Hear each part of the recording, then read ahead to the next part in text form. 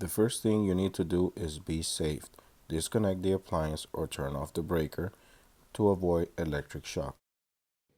Hello guys, welcome to DIY Repair Now. Today we're going to be working on this Kenmore side by side. The model number is on the display.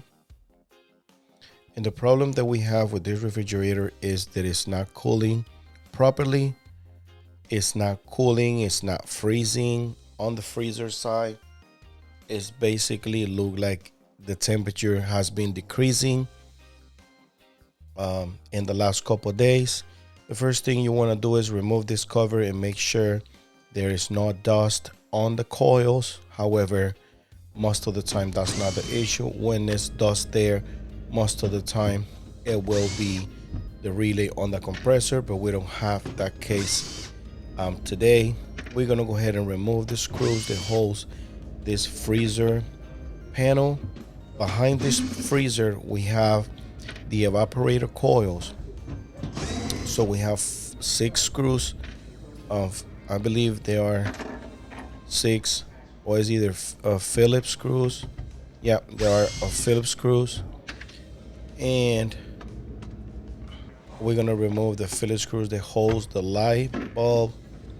And with a piece of rag, make sure if you're gonna remove it while the light is on, don't remove it with a wet piece of rag, because it will, the bulb will go out and it can break in your hand.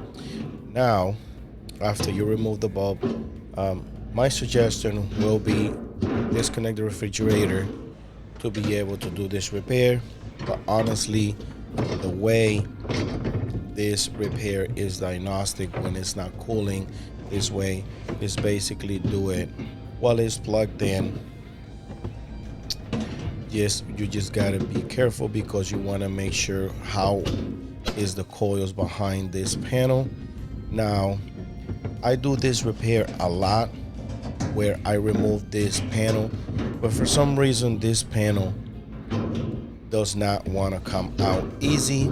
As you see, I have to remove it from those 2 tabs on the top, and sometimes I just use my needle nose and I put in those 2 slacks on all the way up to the top, and then with my needle nose I will remove it. But for some reason, yeah, that's where I put my needle nose and it will come right out.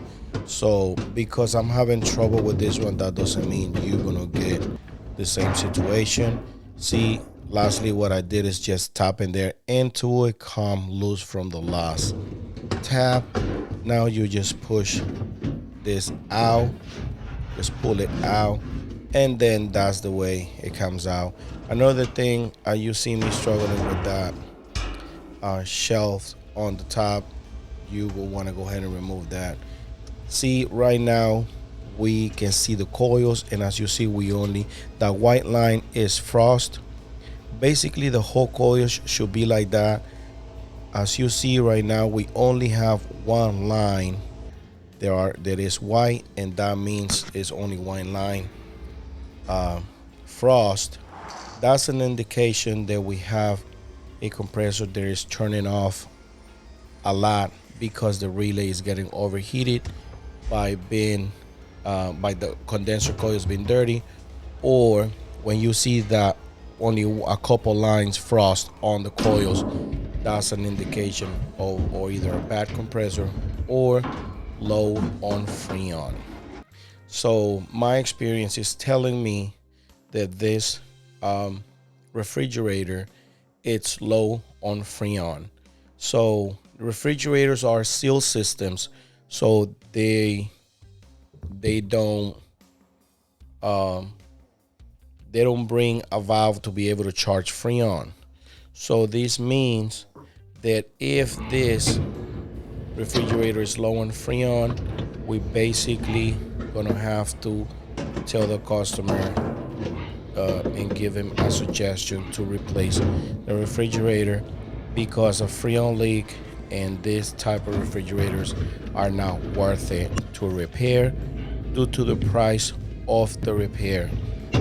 Finding a leak, just to find the leak, it can cost about $250.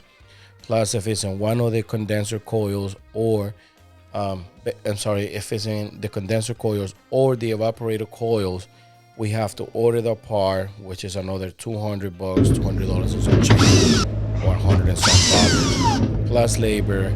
You're gonna end up spending about $800, where you can get another refrigerator for a couple $100 more. So we're gonna go ahead and install our 4 screws, the light bulb, and basically we already checked what we need to check in here.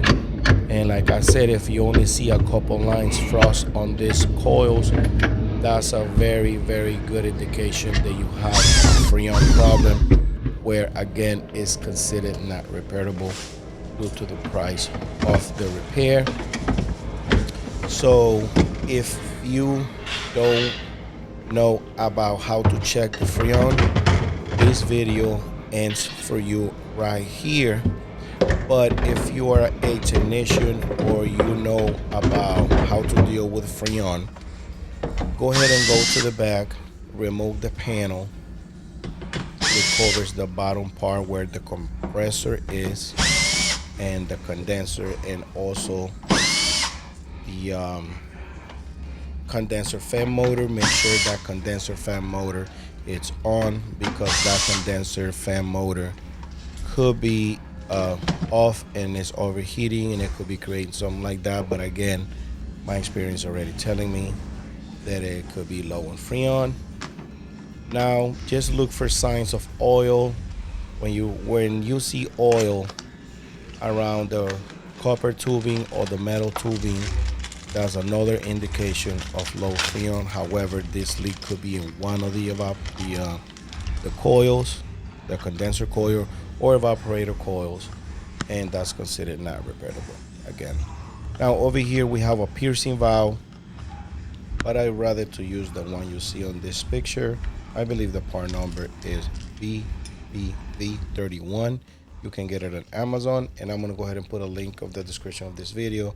Again, if you know how to use gauges, and if you know how to use if you know how to read the gauges, go ahead and buy a piercing valve on the description of this video at Amazon, and go ahead and install it the same way I'm installing this one. The other one brings 3 screws, this one only brings 2, but I'm telling you, this valve give me a lot of problems in the past, so I don't use this piercing valve anymore.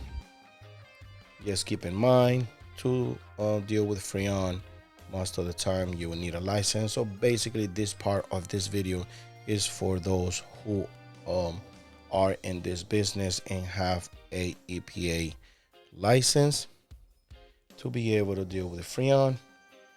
And I'm forwarded this video to be able to make it quicker. And after you install this valve, you're gonna pierce it.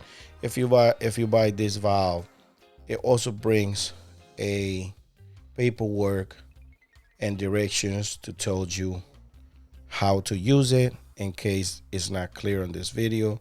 Again, if you're not handy enough, or you don't know how to deal with these parts, just go ahead and, if you remove that cover on the evaporator and you only see a couple lines frost, that's a big indication that you have a Freon problem.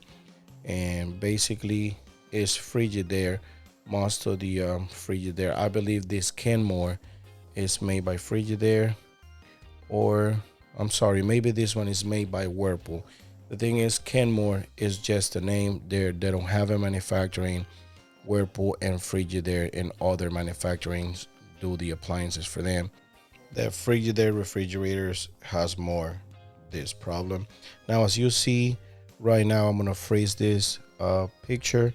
Right there is -20, and it should be between 0 and 10. Right now, as you see, that's 0, and it's -20. It should be between 10 and 20. That's where I got my finger. It should be 10, and it's -20. So this means that it's low on Freon. We already knew that. That is the suction line. This is the pressure line. This black line should be hot. I mean, when you put your finger there, you have to remove it a couple minutes after. Because it's too hot, you can check the joints to see if you see oil residual, and that would be an indication that it's leaking through there. But at this point, we don't see any oil residual, so we don't see an indication that is showing us where it's leaking from. So this is not repairable. So we'll let the customer know he needs to replace the refrigerator in this case. If this video helped you in any way, please give us a thumbs up and subscribe to our channel for future videos. Thanks for watching.